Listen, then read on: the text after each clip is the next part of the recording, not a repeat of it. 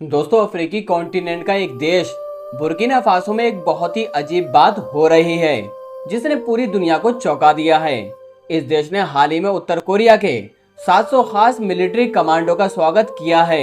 ये सैनिक यहाँ किसी शांति समझौते या मदद के लिए नहीं आए हैं, वो सिर्फ एक आदमी की सुरक्षा के लिए आए हैं। बुर्किना फासो के राष्ट्रपति इब्राहिम ट्रैओरे की ये बात बहुत ज्यादा हैरान करने वाली है। उत्तर कोरिया दुनिया के उन देशों में से एक है जो सबसे अलग थलग और गुप्त रहता है। तो फिर ये देश क्यों इतना बड़ा जोखिम उठा रहा है और अपने खास सैनिकों को एक अफ्रीकी नेता को बचाने के लिए भेज रहा है? और ये सब ऐसे वक्त में हो रहा है जब अफ्रीका में यूरोपियन देशों का दबदबा कम हो रहा है। अफ्रीका में आमतौर पर जब विदेशी सैनिक आते हैं तो वो नेटो या फ्रांस के झंडे के साथ आते हैं। ये एक पुरानी बात है, लेकिन उत्तर कोरिया के सैनिकों का अफ्रीका में आना ये बिल्कुल नई बात है। ये कोई कहानी नहीं है बल्कि सच है, जिसकी बात बुर्किना फासो की सरकार ने खुद ऑफिशियल की है। 700 उत्तर कोरियाई सैनिक पूरे हथियारों के साथ अब बुर्किना फासो में काम करते हुए नजर आ रहे हैं। वो सिर्फ सलाह देने वाले नहीं हैं, बल्कि असली लड़ाकू सैनिक हैं। उनका काम इब्राहिम ट्रैओरे को बचाना है और किसी भी तख्तापलट या हत्या की कोशिश को रोकना है। हाल ही में हमने देखा है कि रशिया का अफ्रीका में असर बढ़ा है, खासकर जब से फ्रांस की सेनाएं माली और पश्चिमी अफ्रीका जैसे देशों से हटी हैं और वहां पर वैगनार के भाड़े के सैनिक आए हैं। लेकिन उत्तर कोरिया का ये कदम हैरान कर देने वाला है, यानी किसी ने सोचा भी नहीं था। सबसे खास बात तो ये है कि इस खबर को छुपाया नहीं गया। बुर्किना फासो की सरकार और उत्तर कोरिया के सरकारी मीडिया दोनों ने इस बात को सबके सामने कबूल किया है। 3 बड़े मकसद सिर्फ सुरक्षा से ज्यादा अंदरूनी सूत्रों का कहना है कि ये मिशन सिर्फ सुरक्षा के लिए नहीं है, बल्कि एक बड़ी रणनीति का हिस्सा है। इसके 3 कारण हैं: इब्राहिम ट्रैओरे और सरकार के खास लोगों को बचाना, उन्हें देश के अंदर के गद्दारों और बाहर के दुश्मनों दोनों से बचाना, देश की सबसे जरूरी जगहों को सुरक्षित करना जैसे सैन्य अड्डे, हवाई अड्डे, सरकारी इमारतें, सोने की फैक्ट्रियां। बुर्किना फासो की सेना को खास तरीके से ट्रेनिंग देना, ऐसी ट्रेनिंग जो उत्तर कोरिया ने सालों में सीखी है। इसमें गोरिल्ला युद्ध, छुपकर लड़ना, खास लोगों की सुरक्षा, घुसपैठ रोकना, सबसे जरूरी तख्तापलट को शुरू होने से पहले ही रोकना। ये कोई जल्दबाजी में लिया गया फैसला नहीं था। सूत्रों के अनुसार इसके पीछे हफ्तों की गुप्त बातचीत और योजना बनी हुई थी।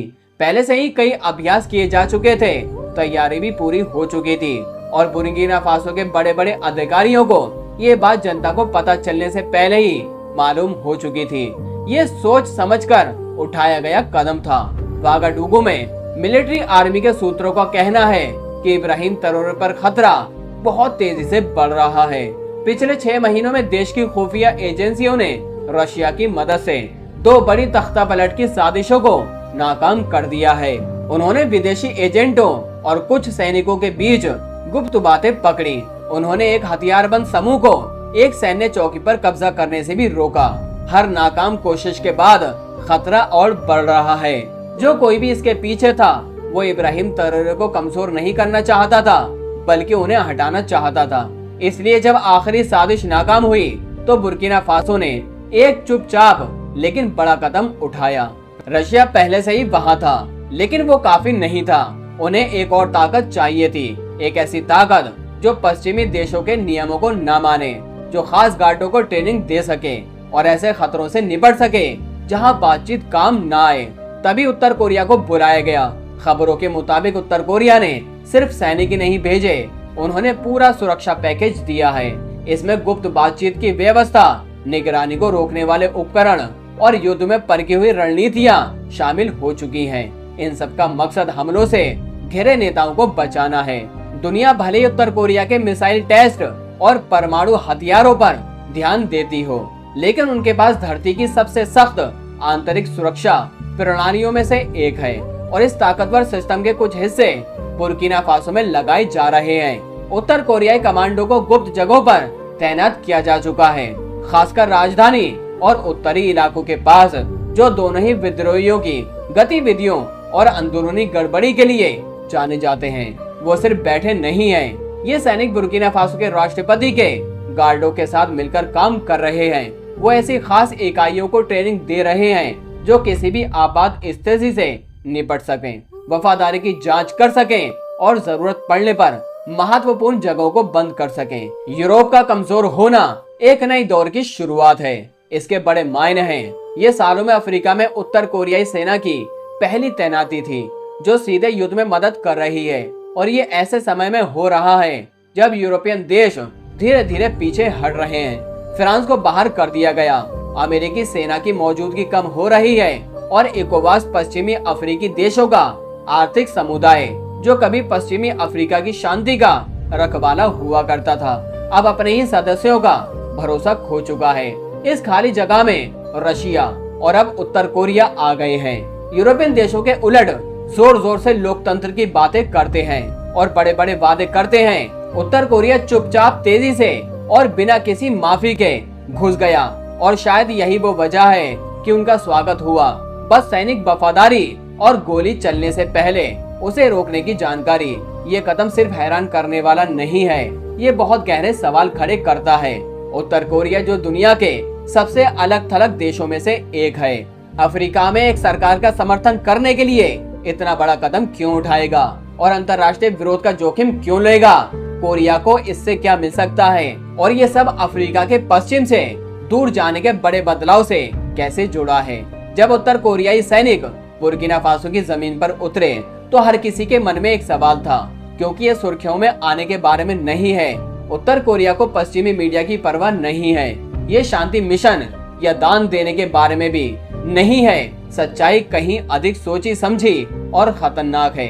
ये कदम एक मौके का फायदा उठाने, अपनी सुरक्षा करने और अपनी ताकत दिखाने के बारे में है। रणनीतिक लाभ और सोच का मेल। सबसे पहले उत्तर कोरिया को इससे क्या फायदा हासिल होगा? उनकी सेना की रणनीति सिर्फ सिद्धांतों, अभ्यासों और राष्ट्रीय ट्रेनिंग पर बनी थी, न कि असली अंतर्राष्ट्रीय युद्ध के बारे में। लेकिन बुर्किना फासो कुछ खास मौका देता है। एशिया से दूर एक ऐसा इलाका जहां लड़ाई चल रही है, जहां युद्ध का मैदान है, विद्रोही तेज हैं, तख्ता पलट चुपचाप रचे जाते हैं और शहरी लड़ाई जंगल में घुस जाती है। ये एक परीक्षण क्षेत्र है। बुर्किना फासो में अपने खास सैनिकों को भेजकर उत्तर कोरिया को लड़ने के लिए नए तरीकों को आजमाने का एक अनोखा मौका मिलता है। उसे तुरंत पता चलता है कि उसकी निगरानी और खास अभियान के तरीके दबाव में कैसे काम करते हैं। ये खास लड़ाई के लिए एक लैब बन जाता है, खासकर जब बड़े नेताओं को बचाने की बात आती है। लेकिन इस तैनाती का महत्व सिर्फ तकनीकी ट्रेनिंग से कहीं बढ़कर है। इब्राहिम ट्रेओरे उन बातों को देखता है जिन्हें वो खुद मानते हैं। किसी और की गुलामी न करना, अपनी सेना पर भरोसा करना और विदेशी असर का जोरदार विरोध करना।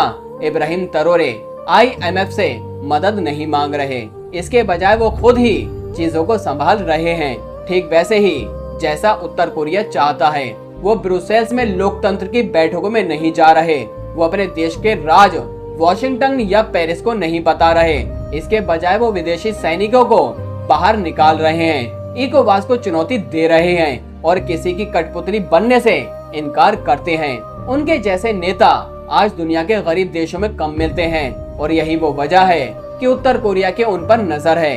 किम जोंग उनकी सरकार के लिए इब्राहिम ट्रेओरे का साथ देना सिर्फ राजनीति नहीं है, ये एक बड़ा संदेश है। हम उनके साथ खड़े हैं। अफ्रीका में जड़े जमाना और नया व्यापार ये सिर्फ सोच के बारे में नहीं है, ये रणनीति के बारे में भी है। जैसे जैसे अफ्रीका पर पश्चिम की पकड़ कमजोर होती हुई नजर आ रही है, कोरिया को एक ऐसे क्षेत्र में अपने पैर जमाने का सुनहरा मौका दिख रहा है जहां से वो काफी हद तक दूर था। और प्रभाव का मतलब फायदा है। ये फायदा व्यापार अफ्रीका के खजानों तक पहुंच में बदल जाता है, जैसे सोना, यूरेनियम, खनिज और खेती से जुड़ा सामान। अंदरूनी बातों से पता चलता है कि बुर्किना फासो और उत्तर कोरिया पहले से ही हथियारों और तकनीक के बारे में बात कर रहे हैं, जो स्विफ्ट सिस्टम और अंतर्राष्ट्रीय बैंक नियमों को नहीं मानेंगे। यहाँ जो हो रहा है वो एक नए व्यापार का मार्ग जन्म है, जो वॉशिंगटन, ब्रुसेल्स या विश्व से होकर नहीं गुजरता। ये उत्तर कोरिया की विदेश नीति के बिल्कुल अनुरूप है, जिसे सीधी बात में कहें तो कोरिया को समझ आ गया है कि एशिया में पश्चिमी गठबंधन को तोड़ने की कोशिश बेकार है, लेकिन अफ्रीका वो जगह है जहां पुरानी उपनिवेशवादी व्यवस्था टूट रही है और ये उसे दुनिया में अपना नया प्रभाव स्थापित करने के लिए एक सही जगह बनाता है। बुर्किना फासो सिर्फ शुरुआत है, अभी बहुत कुछ आना बाकी है। दुनिया की शक्ति का बदलता समीकरण 2023 में उत्तर कोरिया ने गिनी, बिसाऊ और मध्य अफ्रीकी गणराज्य के साथ चुपचाप बातचीत शुरू की।